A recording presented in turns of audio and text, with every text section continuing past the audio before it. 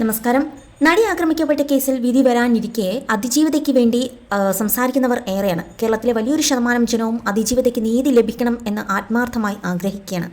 അതേസമയം അതിജീവിതയ്ക്ക് നീതി ലഭിക്കുമെന്നും എന്നാൽ എട്ടാം പ്രതി ദിലീപ് നിരപരാധിയാണെന്നും വാദിക്കുന്നവരാണ് മറ്റൊരു വിഭാഗം. 8.5 വർഷമാണ് കേസ് നീണ്ടുപോയത്. ഇതിനിടയിൽ പല സംഭവ വികാസങ്ങളും നടന്നു. അന്വേഷണ സംഘത്തിന് മുന്നിൽ നൽകിയ മൊഴി ചിലർ മാറ്റി പറഞ്ഞു. നീതി ലഭിക്കില്ലെന്ന് പ്രതീതി ജനങ്ങൾക്കിടയിൽ വന്നപ്പോഴാണ് ബാലചന്ദ്രകുമാറിന്റെ കടന്നുവരവ്. ദിലീപിനെതിരെ ശക്തമായ തെളിവുകൾ ഇയാൾ കൊണ്ടുവന്നു എന്നാണ് റിപ്പോർട്ടുകൾ. കേസിൽ എന്തുകൊണ്ട് നിർണായകമായിരുന്ന ബാലചന്ദ്രകുമാറിന്റെ കടന്നുവരവ്, കേസിൽ ദിലീപിന് അനുകൂലമായി മൊഴി മാറ്റിയവരെക്കുറിച്ചും ഇപ്പോഴിതാ തുറന്ന് സംസാരിക്കുകയാണ് ബൈജു കൊട്ടാരക്കര. കാവ്യനീതിയെന്നും കാലത്തിൻ്റെ നീതിയെന്നും പറയുന്ന ചില കാര്യങ്ങളുണ്ട്. അതൊക്കെ സത്യമാണെന്ന് ഇപ്പോൾ വിശ്വസിച്ച് പോകും.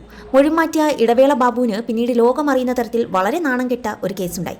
മുകേഷിനെതിരെയും 2-3 ആളുകൾ കേസ് കൊടുത്തു. ആ കേസ് നാട്ടുകേസായി മുകേഷിന് തല കുനിക്കേണ്ട അവസ്ഥ വന്നു. സിദ്ദിഖിനെതിരെയും ബലാത്സംഗ പരാതി കൊടുത്തു. പിന്നീട് ഭാമയുടെ കാര്യവും ആകെ തകർന്ന് തരിപ്പണമായ അവസ്ഥയായിരുന്നു.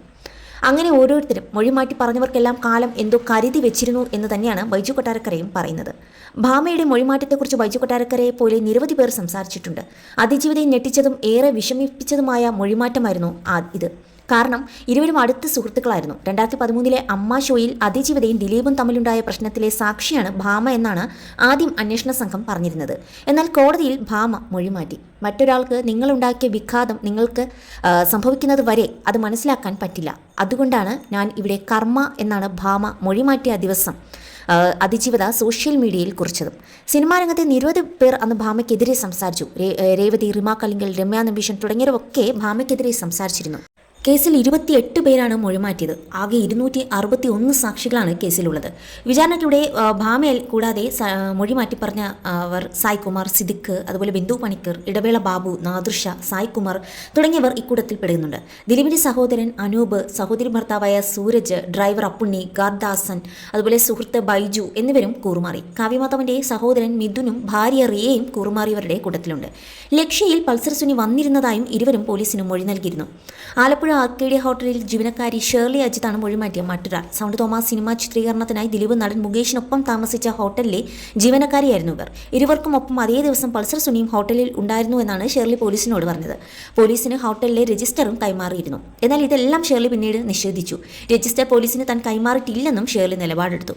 കേസിൽ നടൻ സിദ്ദിഖിന്റെ മൊഴിമാറ്റം വലിയൊരു തിരിച്ചടിയായിരുന്നു. നടിയുടെ അവസരങ്ങൾ ഇല്ലാതാക്കിയെന്ന് ദിലീപിനെതിരെ പോലീസിൽ നൽകിയ മൊഴിയാണ് സിദ്ദിഖ് മാറ്റി പറഞ്ഞത്.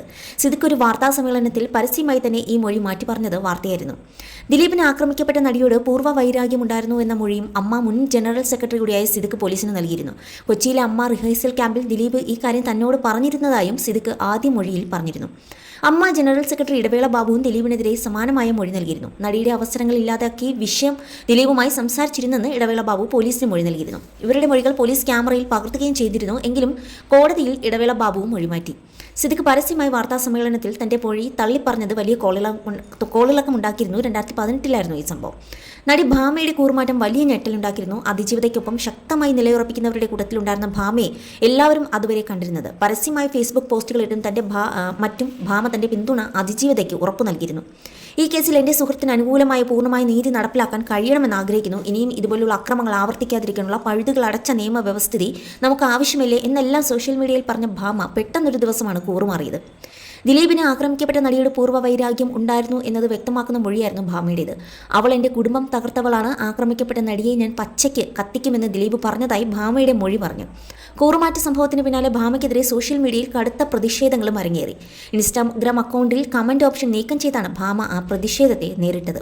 പക്ഷേ അതിജീവിതയുടെ ആ ഒരു കർമ്മ എന്ന് പറയുന്നത് സത്യമാണെന്നാണ് പിന്നീട് തെളിയിക്കുന്നത്. കാരണം അതിനുശേഷമായിരുന്നു ഭാമയുടെ വിവാഹം. ഇന്ന് ആ ഒരു സംഭവത്തിൻ്റെ വിധി വരുന്നതിന് തൊട്ട് മുൻപ് തന്നെ ഭാമയുടെ വിവാഹബന്ധം പോലും വേർപെട്ട അവസ്ഥയിലാണ്. അവർ വിവാഹബന്ധം വേർപെടുത്തിയിരിക്കുകയാണ്.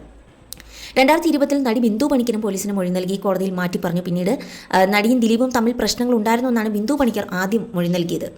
2020 മാർച്ച് മാസത്തിൽ നടന്ന വിസ്താരത്തിൽ ബിന്ദു പണിക്കർ മൊഴിമാറ്റിയപ്പോൾ നടൻ കുഞ്ചാക്ക ബോബൻ മൊഴിയിൽ ഉറച്ചു നിന്നു.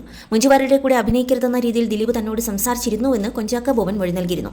അമ്മയുടെ ട്രഷറായിരുന്ന തന്നെ മാറ്റിയാണ് ദിലീപ് ട്രഷറായതെന്നും അതിൽ അപ്രതീക്ഷിതമായ ഒരു നീക്കമായിരുന്നുവെന്നും കുഞ്ചാക്ക ബോബൻ മൊഴി നൽകി. ആക്രമിക്കപ്പെട്ട നടിയെ താൻ അഭിനയിച്ച ചിത്രത്തിൽ നിന്നും ഒഴിവാക്കാൻ ദിലീപ് ശ്രമിച്ചിരുന്നെന്നും കുഞ്ചാക്ക ബോബൻ മൊഴി കൊടുത്തു. അതിൽ ഇദ്ദേഹം ഉറച്ചു നിൽക്കുകയും ചെയ്തു.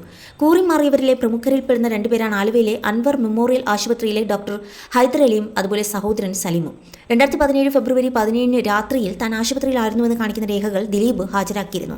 ദിലീപ് കോടതിയിൽ ഹാജരാക്കിയ ഈ രേഖ വ്യാജമാണെന്ന് പോലീസ് കണ്ടെത്തി. ആശുപത്രിയിൽ പ്രവേശിപ്പിച്ചു എന്ന രേഖ വ്യാജമായി നിർമ്മിച്ചതാണെന്ന് ആശുപത്രിയിലെ നഴ്സ് കോടതിയെ അറിയിച്ചു. എന്നാൽ ഹൈദരലിയും സലീമും വിചാരണയ്ക്കിടെ ഈ വാദം നിഷേധിക്കുകയും ചെയ്തു. കാവ്യമാധവന്റെ ഉടമസ്ഥയിലുള്ള ലക്ഷ്യ ബ്രാൻഡ് ടെക്സ്റ്റൈൽസിലെ ജീവനക്കാരനായിരുന്ന സാഗർ വിൻസെന്റാണ് കൂറുമാറിയ മറ്റൊരു സാക്ഷി. ഇയാളാണ് ഈ കേസിൽ ആദ്യമായി കൂറുമാറുന്നത്. ഫെബ്രുവരി 22-ന് പൾസർ സുനിയും മറ്റൊരാളും ലക്ഷ്യ സ്റ്റോറിലെത്തി ഒരു പൊതി കൈമാറി എന്ന് ഇയാൾ പോലീസിനോട് പറഞ്ഞിരുന്നു. എന്നാൽ വിചാരണയ്ക്കിടെ സാഗർ അത് നിഷേധിക്കുകയും ചെയ്തു. പ്രധാന പ്രതികളായ പൾസർ സുനി, വിഷ്ണു എന്നിവർ വിളിച്ചിരുന്നു എന്നാണ് നാദിർഷ ആദ്യം പോലീസിന് നൽകിയ മൊഴി. ജയിലിനകത്ത് നിന്നാണ് പൾസർ സുനി നാദിർഷയെ വിളിച്ചത്. എന്നാൽ ഇദ്ദേഹവും കോടതിയിലെത്തിയപ്പോൾ മൊഴി മാറ്റുകയായിരുന്നു. എന്തായാലും അടുത്ത ദിവസം, അതായത് നാളെ തന്നെ കേസിൻ്റെ അന്തിമ വിധി പുറത്തു വരുമ്പോൾ എന്ത് സംഭവിക്കുമെന്ന് ആകാംക്ഷയോടെ തന്നെ കാത്തിരിക്കുകയാണ് കേരളം.